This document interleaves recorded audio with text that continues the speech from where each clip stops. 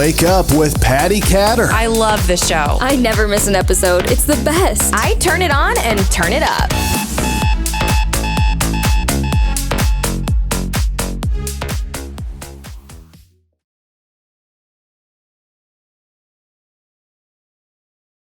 You're listening to and watching Wake Up with Patti Katter, and I am your host, Patti Katter. I'm really happy to tell you today that I have Douglas Smythe on the show with me today. He is from phoenixshaving.com. Let me tell you guys, everybody who listens to my show knows that my shows are not normally super fun or different. And so I wanted to throw a twist in there today. I was reading about Douglas online and his company, and I thought, geez, this is going to be really fun because we're going to talk about shaving today. The correct way to shave. Yeah. I mean, I kind of want to know how you do it because looking at you, it doesn't look like you shave a whole lot. I don't know. Look at this there beard. You go. No one wants a neck beard. No, I'm just getting out of November or Movember. So, or no shave November, as some folks call it. So I'm a little lazy in that regard, but no, I shave actually every day. I have to, because you got to keep the beard nice and groomed and trimmed. So I'm shaving up here and down below, but typically I'm shaving. Yeah, so I'm kind of curious about the no shave November. I always thought that was a Midwestern thing. I am from the Midwest. No, it's everywhere, huh? Yes, that began in colleges way back, kind of like Movember began in Australia and slowly made its tentacles across the world. So, and in fact, no shave, where it started in college as kind of almost a joke, took on like a fundraising aspect as well in fashion with Movember. And so now both of them are, I guess, competing fundraisers. Wow. So I'm going to throw us back a little ways. How did you grow up? All I can picture without even knowing you, you know how you kind of judge a book by its cover sometimes. I'm like, Sure. This kid, he probably was one of those kids who picked up his dad's razor with the cover on it, though, so it wouldn't cut him, and pretending like he's shaving. And but tell our listeners a little bit about where you're from. Well, you're not that far off, actually, in that guess. But I am from Cape Cod, Massachusetts, originally. And from there, I moved to Western Mass for college. And I was up there at Amherst for about 15 years. And then I went to Central America for 4 years. And then now I'm in Arizona. So I've moved all around. Wow. So tell us, when did you start getting intrigued with the whole shaving gig? Well, yeah. Okay. So that begins, I create, aside from shaving, we create the hardware, the razors, safety razors, but we also do software as well, like shaving soaps, aftershaves, colognes. So I do a lot of formulations and perfuming. And I began my first, I can't say I began, but I started my first time perfuming when I was about 8 or 9 with a chemistry set back when they were filled with sketchy chemicals. But yes, my mom still has it to this day. So if that tells you about the quality of it, but that was the first time I started experimenting with it. Years went by since then, since I returned to it. But my dad was a weekend shaver. He would use safety razors that he inherited from my granddad. And a safety razor is, you've probably seen them in movies, antique shops and whatnot. They take a double-edged blade. They're not as popular now as they once were, and we're trying to, change that. But he would use these devices, and he would give me one without the blade in it, put a little stool next to the sink, and as he lathered up, he'd lather me up too, and then we both he'd adjust my hand, and again, no blade in there, but I was getting the angle down, and I thought that's how you did it. And we did that for a few years, I'm sure, and then eventually when I came of age, so much time had passed since then, and I got a cartridge razor in the mail from Gillette. I'm pretty sure they have your information, so they know exactly when you turn 18 due to the civil service. They shoot you out a razor, and that's how I started with that. But at the same time, I was still using a brush and soap, which is what my dad used. So I held on to that, but got caught up in the cartridge razor and the multi-blade blades as everyone else did in those times. This is like, pretty much before the internet. This is the 90s. When not everyone was online. So you didn't have access to these blades anymore or these types of razors. So you're pretty much stuck with what they sold at the stores, which were cartridge razors with their ridiculously priced cartridges, which were like $4 for $25 at the time. And, being a poor college kid, I would push them as far as I could, probably like a month, it'd be this diseased thing I was scraping across my face, just using the wrong tools for the job, what it all comes down to. And, and if you ask any man or women these days, if they like shaving more, 9 out of 10 will say they hate it. And the reason is we're using these one size fits all contraptions that really have no business being on your face at the end of the day. They were never really about a closer or better shave. In fact, the only reason why they were ever invented, the multi-blade cartridges, was because in 1970, 71, around that time, Gillette and Wilkinson Sword, both big companies, were losing their patent rights on their DE blades. Other businesses and corporations were coming into the market. So they need to create something new. And they did. They created multi-blade cartridges. So they went from multi-million-dollar companies to multi-billion-dollar companies overnight with this new type of razor, which never, ever had to do with a better shave. It just had to do with new patent rights. This is so interesting to me because as a woman, obviously, thankfully, I don't have to shave my face. but you have more surface area to deal with. Yes. And I do. hate and the pink tax. Yes. So one of the hugest things that I have not enjoyed is when you go into the store, you have to pick up a razor, especially if you're on vacation. Oh my goodness. If you're on vacation and you have swimming pools that you want to go to and all that, and you forget your razor, they have like these cheap dollar store kind of razors with like one little skinny blade, and they cut the heck out of you. Yeah. There's either that option or you go big, and I'm like, ooh, I want the one with 6 blades. So. I know. That's the worst. Because every time you drag a blade across your skin, you're taking off a layer of skin. So the more blades on one razor with one pass, you're taking off so much skin, which begs for an ingrown hair, razor burn, razor bumps. When it comes to vacations, what I recommend to my listeners often is, if you want to be clean shaven on vacation, and you're using a travel razor maybe that sits in your DOP kit or your suitcase, start using it a week before you go on that vacation just to adjust to it. So when you're on vacation, you don't look all beat up and cut up. You're used to whatever device you're using. People often just do what you do. They pick it up there and they're learning how to use this thing for the first time, and they're making all sorts of mistakes. And you're going to be taking a lot of pictures and everything. You want to look good. You're on the beach. So it's all about preparation. Yeah, I don't want to look like a cutter. Yeah, exactly. No one does, not even cutters. No. So what about razor bumps? Because I get this question so many times, especially I have daughters, and even my son, when he started shaving, and even now, I mean, he's 25 years old.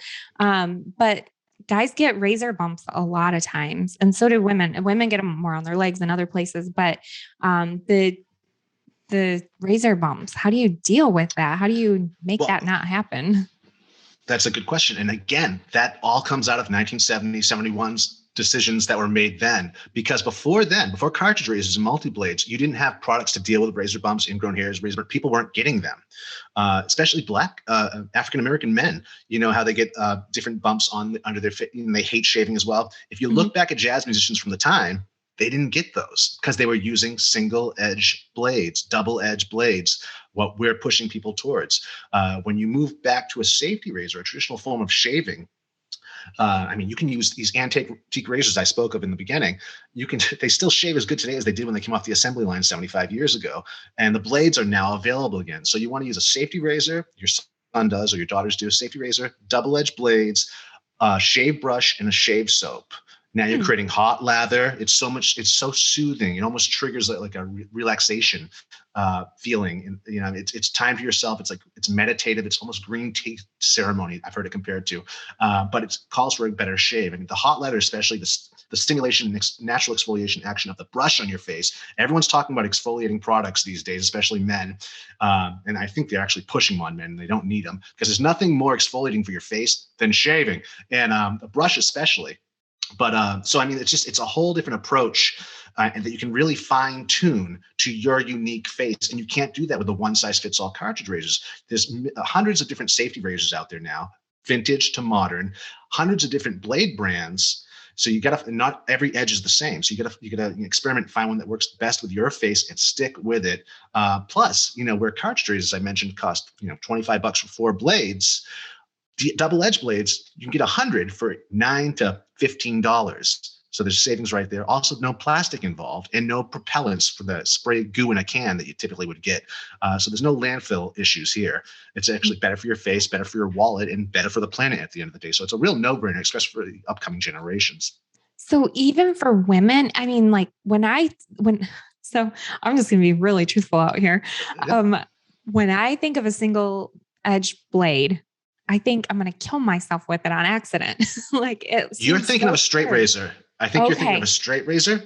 I'm Yeah. talking about, well, I'll use this as an example. This is Hmm. one of ours. This is a glow in the dark one, actually, but this is a 3-piece safety razor. So you would put the blade right in there, Hmm. close it up, and put the handle on it. And this is a Okay. slant. This one's Mhm. different. If you can see, it's slanted. So that actually bends the blade, making for a more efficient cut. And these are open combs right there. But it's called a safety razor for a reason. It is safer. So these are guards. These were the answer to the straight razor blades they were using back in the day, which they're still used, and I use one as well. But this was the answer for guys that didn't know how to use them because there's a guard on it and it's a fixed angle. So you don't even have to know the right angle to get. These will do it for all the thinking for you. And they want to shave. And unlike a cartridge razor, you're not pressing down either on your skin. You don't need to. The weight of the blade and the razor itself wants to shave you. Not in this case, because this one's plastic, but in most cases where they're made out of steel or other forms of metal, they want to shave you. You don't need to press down. Don't ever press down, and you'll be good. And you won't have to shave as much too, because you'll get a closer shave, a healthier shave, I should say, when it comes to your legs. That's really interesting because I know a lot of guys, especially who will say with the brush, for instance, you're saying be gentle and use it kind of like as a meditative place on your face or whatever. And I know so many men who probably have taken that brush and just scrubbed the heck out of it, or Yeah. Some um, people do that too. They don't know, it's a lot like they're seeing it in the movies. They're seeing a lot of these things done wrong. Especially you see this with facial hair too. You see the guys that put wax in their mustaches and it looks insectoid. It's like these wiry yes. things. That's not the way to use mustache wax. But what they've been seeing is on TV, these competitions and whatnot, where these guys are trying to get the audience attention. So it's the first time these guys are seeing wax used. So they think that's how you use it. And so they're just, we're just trying to create an awareness and a conversation now around these sort of things so guys get it right Mhm. because they often don't, especially with Right. exfoliation. You'll see them with the shiny heads too, walking down the street. Like that's over exfoliation. If you see a shiny forehead, you stop exfoliating. You're doing it wrong. Wow. It's funny because I think a lot of people get embarrassed too about when they're talking about shaving. Um, I Yeah. know a lot of people lately too, here in Florida, anyways, the laser hair removal is a big Oh yeah. deal here. However, people don't understand that only lasts so long. Your hair is going to grow back Mhm. regardless. So I don't know. We Well, can even debate on that. women will shave their faces as well, especially like supermodels, model industry, before they put cover up or before they put some Yeah. type of base down, they'll shave first. Because Mhm. it doesn't, despite what old wives' tales of it growing back thicker, that's not the case at all. So there actually are a lot more women shaving their faces than we'll admit to. Yeah. It's called dermaplaning. And I've There had you my go. face dermaplaned. That's what it's There called. you go. Yep. Yeah. So, what would you tell maybe some male role models trying to teach their youngsters about shaving? Do you have any advice for them when they're just starting Yeah, out? first of all, yes, definitely do it because I think many men from my generation really didn't get that lesson. They just assumed, they had to figure it out for themselves for reasons that we've discussed. I mean, it's men don't really talk about these things, or they have in the past. Now we're giving them permission to, and having these conversations like this, and the world I live in, I'm in forums and groups that we talk about this all day long, and we can't get enough of it. It's a hobby, is what we call it. So the conversation is happening. So I say yes, start off your children early. Have them watching you, set them up like my dad did me, and learn how to traditional shave, be it a straight razor, especially in these COVID times where we have a little more time to learn new things. You can do this. And there's lots of places to pick up these things, including eBay to get antique ones or vintage ones if you want. But yeah, start them young. Mhm. What about I've heard a lot of times that some guys are not shaving because they say that their face breaks out when they shave. Yeah, I mean, again, they're using the wrong tools for the job. We all have different skin types, as you know, and whisker types and hair types, so on and so forth. So, I mean, like, you can't expect that that razor that they're selling to everybody to work for everybody. That's the biggest conspiracy. It's a cartridge razor conspiracy, if you ask me. It just doesn't work like that. So when you finally take the time to fine tune the shave for your face by using the right razor for your face, the right blades, I always recommend people pick up a sample blade pack and hang with each blade for a week and figure out which one works best for them. And then find the right soap and the right brush. Then you're really doing yourself a favor, and you'll never go back to using a cartridge. It allows your skin to regain equilibrium and heal. Mhm. And cartridge razors, by continuously using a cartridge razor every day, you're just causing more and more damage Hmm. inadvertently. Yeah, that's super interesting. So I don't know if I should go here or not. I probably should have asked you before the show, but but if you want to avoid this, we can, and I can cut this out. But so women, do they ever go to your company to purchase the like razors and things like that for themselves? Because Yeah, in everyone thinks fact, of men.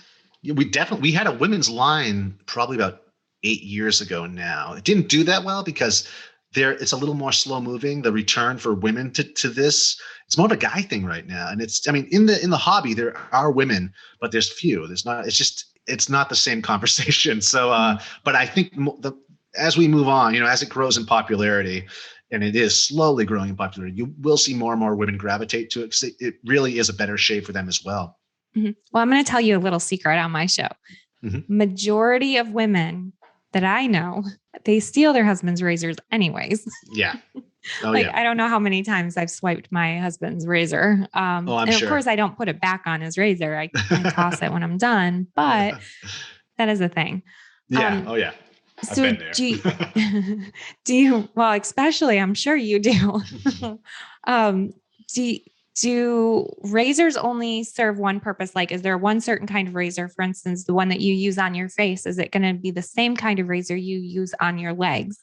Yes. You could definitely use it. What you'd want to look for is a longer handle, though. Mhm. I mean, a lot of the men gravitating from the cartridge razor world into the safety razor world automatically are going for longer handles too and heavier handles. It's not necessarily what they sold back in the day, but I think guys feel like it should have some type of weight to it now and be this drastic difference. But so if you're going for a vintage one, a good one to look for is the Lady Gillette. It's a vintage safety razor from the 60s, and it came in 4 different colors, but it has a good size handle. It's about 3.5 inches long, so you can really reach with that. But that's if you're interested in antiques and that you can still use, which is great because they look wonderful. It's form and functional. So, and it's just a really cool conversation piece as well. But if you're going to get a modern safety razor, yeah, just look for length in the handle, and the same thing with a brush. You might want a bigger brush as opposed to a smaller brush. And then I like how you have the brushes because for me as a woman, we have these loofahs. You know what that is, right? Oh yeah, A yeah, oh, loofah. yeah. Yeah. So I think we've been conditioned to say, oh, you should use the loofah before you shave. But actually, what you're saying is the brush is probably a little bit better, and it looks a lot softer too.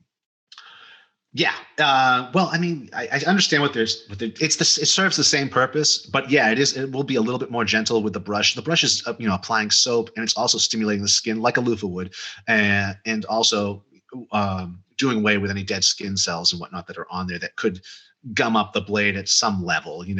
Negligible it is, but that would be part of the energetics behind it, Mhm. if that makes sense.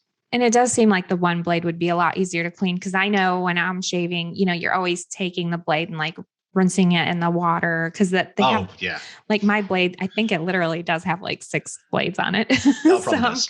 So you're probably like, oh no, Yeah. but it's harder to clean. Yeah, it'll gum up really fast. So you're constantly doing that with a safety razor. The bar, it has more of a gap in it, so water and hair and soap passes right through that.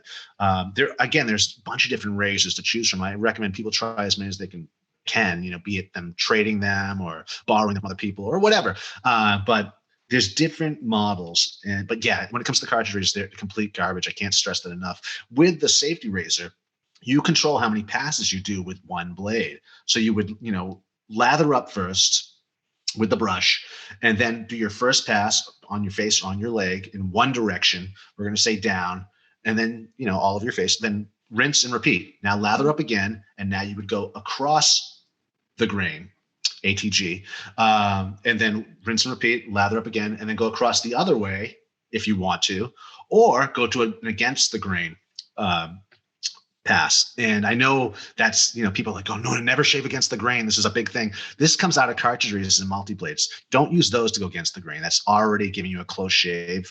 But with a safety razor, you can, if you want to, if you need to do a fourth pass, you can go against the grain and not worry about it. Another thing is a lot of people will chase a baby butt smooth shave. And that's a no-no, because the hair in itself, they absorb. The reason why we put lather on our skin anyways is to hold water there for the hair to suck it up, making the whiskers fatter and softer and easier targets for the blade. So if you're still feeling them during the shave, I'm like, I want to do another pass, I'm going to do a 5th pass or 6th pass, hold back. You don't need to necessarily. They're being deceptive in that way. If you wait a half an hour to an hour, they'll lose that water and you'll realize you actually have a damn fine shave. So a lot of people chase that, and that's where razor burn is coming from too, and razor bumps. Like, don't chase it. Try this once, and if I'm right for you. Then you've learned something. But more often than not, you're giving that to yourself by chasing something that's really a phantom. It's not there. It's just absorbing the water in the moment and causing you to think there's more hair there when there's not. Wow. That is really eye-opening to me. I'm going to have to try, because like, I know for me, I want that super smooth, I want it all gone. Like I'll do 30 passes if I had to. Not really. I don't have to do that many. Exactly. But wow. Yeah. Okay. Wow. Do you have any more tips for us?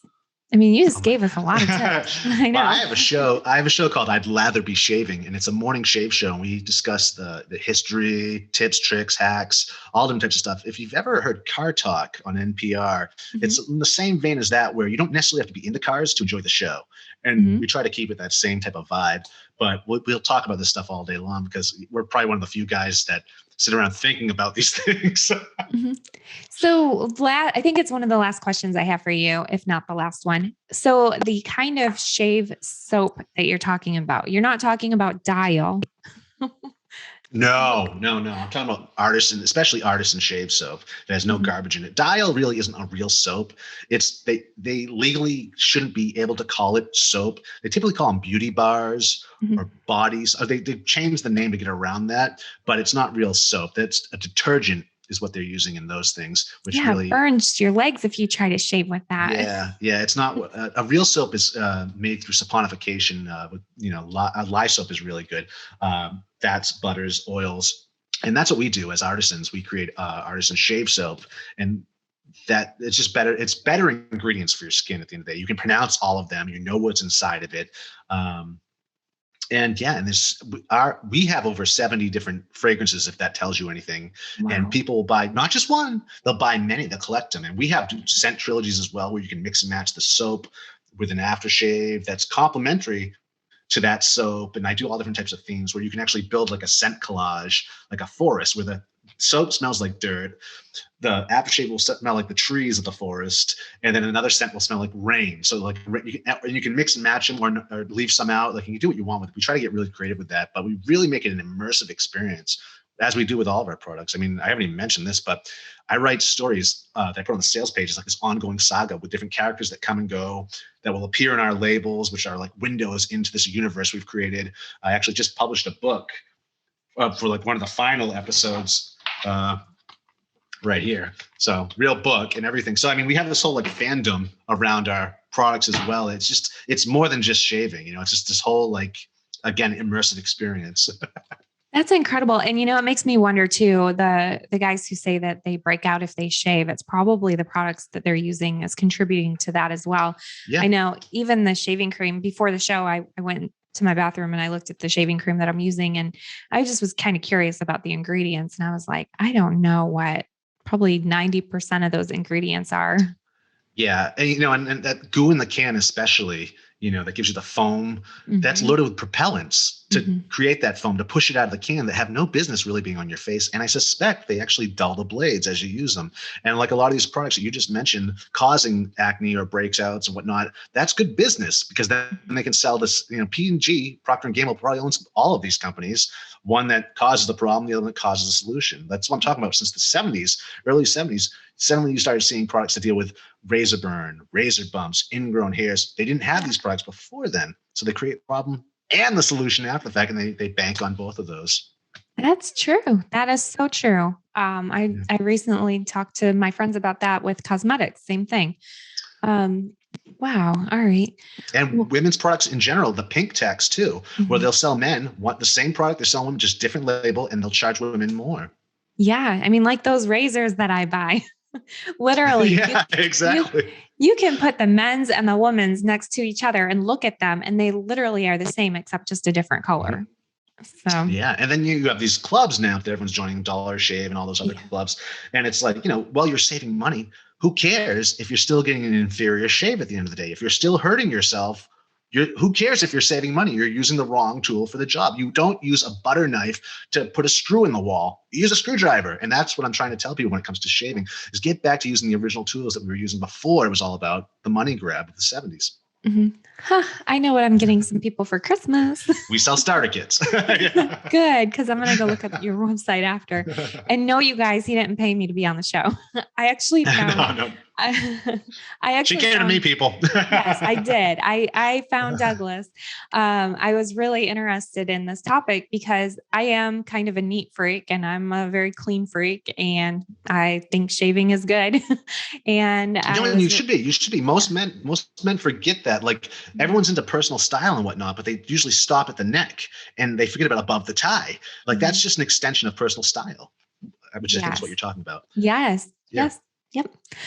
Oh, Douglas, thank you so much for being on the show. Could you share your social media links with us? Sure. It's phoenixshaving.com. Also, again, our morning shave show is I'dlatherbeshaving.com. I also have my own channel, which is filled with tips, tricks, and hacks, called DouglasSmytheChannel.com. And lastly, is we put on a shaving convention every year. It would have been our sixth one last year had COVID not struck, but it's called the Big Shave Swest. And that's Southwest, Swest, bigshaveswest.com. If you're, believe it or not, I mean, these are huge. We have panel discussions. We have artisans and vendors from all around the world. It's like a week-long event. The main event's one day, but up into the event, I do like micro tours where I'm taking people to Tombstone, Arizona, and I'm playing tour guide. And we have ghost stories around the fire given by History Channel, people from the History Channel. Like, we go all out, and it's a lot of fun. And it sounds silly if you're not into this already, but I'm telling you, once you get into this, once you start using these products, you'll never go back. Oh my gosh. You know what? I almost forgot to ask you too through all this. I'm listening to all these cool things that you're doing. I had no idea there were conventions around shaving. That's amazing. We're the first. We're the first. But we do have meetups. Other people have had meetups for years. And I just went to two in the last month. In November, I went to two different meetups, one in California, one in Idaho. And so they do crop up. They do happen. They're a great place to ask questions. And actually, for anyone listening right now and wants to see it done, go to howtowetshave.com. howtowetshave.com. That's me giving a tutorial on how to use one of our starter kits, actually. But it's a really great primer for anyone who doesn't know what I'm talking about. I know it's kind of abstract when you're just hearing my voice, but it's a great way to understand it immediately. That's really cool. But two things I actually didn't ask you. I just kind of been mesmerized through this whole thing. So one of the questions I always ask all of my guests is, what is one trial you've had in your life and how did you overcome that? It can be personal or business. Well, I guess, the business-wise is we blew up really fast. We've been around, we'll be 10 years in another couple months. And being an online business, it can be trying at times because you can't see who's talking to you and whatnot. So you get trolls and haters. Yeah. And we've dealt with a lot of trolls and haters in our time, especially because we do things so differently. Like everything I've described, like the stories you write, I use a character name. I mean, like so on and so forth. I mean, that confuses people, and it's snap judgment on their part. But you get trolls and you get haters that you just get people that want to watch the world burn, that attack you. And that can really bring you down. I mean, like there's a reason why we read all the negative reviews, but never really leave positive reviews or leave negative reviews. Because I mean, it's so much easier to do. And so we had trolls. We've been the first time experiencing trolls and haters was really just like, it was something new that I had never experienced in real time with real people. Mm-hmm. So, moving over to that, where these people don't know you, but they have so much to say about you, that can be trying. And for me and my partner, we couldn't understand it. Like, these people don't know us, and they just, but now it's old hat to us. And I would say, if you do have trolls and haters as a business, wear it as a badge of honor. That means you're successful. Look for them. Those are indicator species that you're doing something right. Yes. And I actually, right before interviewing you, I was talking to Brendan Kane, and he's the author of a book called Hook Point. And he had this personal challenge to try to gather 1 million viewers or a million followers on his social media. Anyways, we ended up touching on this subject because I told him one of the hardest things that I had to do is get over myself enough to go ahead and put myself out there. And Yes. there have been trolls, like you said. Yes. But his statement was so great. He said, just don't forget that the people who are commenting like that, that's not a reflection of you. That's a big reflection of them. Exactly. It says more about them than it does about you. I Yes. say the same thing often. And yeah, I mean, and I think we're getting to a place though where we're a little more comfortable with the internet now and social media and with all the news stories and everything else. We realize that everything that's said is not necessarily the truth online, and people are, or facts don't even really matter anymore, I guess. So I mean, like, it's really, you could be the most hated man or a woman, but you're still going to have people that follow you every word you say. So I mean, I wouldn't worry too much about it. More often than not, it's like a form of or kind of like spotlight syndrome, where it may be on one little forum and one little post where people are trashing you, but that's all it is. It's just one small corner of the internet. You're as an online person or personality, your audience is the world. So I mean, like, you're going to be focused on that like it's like a pimple somewhere that no one else can see it, but it's there. And it's just a pimple. It'll go away. Yes, totally. I mention this once in a while on my social media. There's like 5.5 billion people in the world. And if 12 people put you down, that's nothing. Yeah. Yes. And that's typically what it is. It's probably 12 angry people from forum to forum, and they can make it seem like there's so much more. And there's other people reading it, and other people may be commenting, but they're not necessarily believing what those people are saying because they too know and probably have trolls of their own. Yeah. And you know what? They don't even care. I know if I see a troll posting, I'll ignore it. Unless they're saying something really bad about someone, I block them because I don't even want to deal with those kind of people. No, it's energy that you don't need in your world, Exactly. Like, if it's my social media and they're on my social media, guess what? You're gone, because I don't need that. I don't vibrate at that frequency. So you're done. Yep, exactly. Thank you so much for being on the show, Douglas. And thanks for having me, Patti. like I said, I do appreciate you. Go ahead and give a shout out real quick again about your social media outlets. Where are those? We're all over the place. Usually it's Phoenix_shaving. You can find me on Instagram, Twitter, YouTube, but phoenixshaving.com is the best place to find all my social media. I'll have all links there, but definitely stop in. I'm in the chat bot. It just is a bot, but it's me half the time. Actually, I'm always connected to it. So this is my passion, and I want to see people learn to do this grooming the right way. And I can talk about this all day long. So hit me up in the chat if you have any questions or concerns or suggestions. I'm always there, happy to help.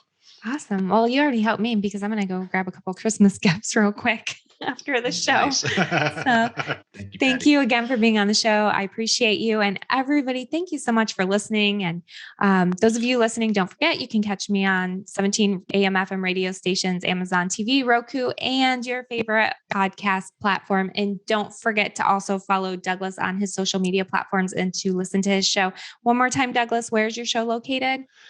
I'd latherbeshaving.com. They can find us. I mean, I have past podcasts too, but that's the one that's kind of current. Since COVID, we've been a little lax, but definitely phoenixshaving.com. You can find me there all the time. Awesome. All right. Thank you. And everybody, thank you very much again for listening. Until next time, I am Patti Katter.